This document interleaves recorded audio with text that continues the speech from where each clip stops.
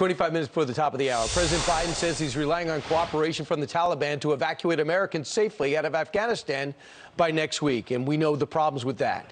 This is the Taliban is now blocking Afghans' only way out by no longer allowing them access to Kabul's airport, let alone the Americans that can't get out.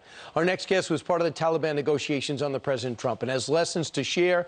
It's his story is on FoxNews.com right now. Adam Boehler, welcome back. Adam, what did you learn sitting across from the Taliban that perhaps we would never know unless you stare at them like you did?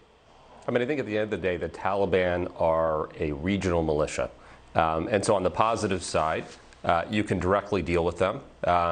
If you make a deal with them, they'll generally stick to it. But the big if here is they're a regional militia. So regional militia in that region responds to force. And so when I was negotiating them and discussing with them, they knew that I had the full force of the U.S. Army behind me. So that's very important. There needs to be an accountability mechanism because that's what carries weight in this region. So what went wrong with what would be different about the plan that you and Ambassador Khalilzad and President Trump and Mike Pompeo were signing off on as opposed to the one Joe Biden is executing? I think what's really bipartisan here is the fact that we can't be in Afghanistan 10, 20 years. That didn't serve us. I don't think that was the right answer. So that is bipartisan between each approach. The difference here is execution. And there's a difference between leading and exiting on your terms and exiting with your tail between your legs. And that's a very big difference here because it's putting lives at risk.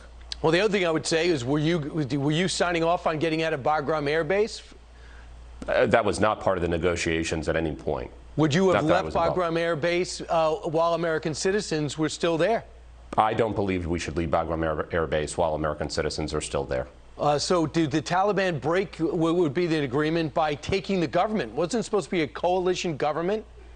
That's exactly how we were negotiating. And so it's a key difference here. I mean, if you look at the document and what we said, the idea was we're not going to have a permanent presence in Afghanistan with thousands of troops, but it was based on coalition government. And so that's a really important aspect, not a unilateral withdrawal within days with our tail between our legs. So when this happened and the Taliban took Kabul, everyone seems to be surprised that it went so quick. Were you?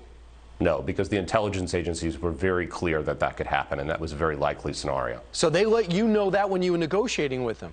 100%. We knew the power dynamic there, and you had a very motivated Taliban army. I mean, at the end of the day, the Taliban's mission is very clear.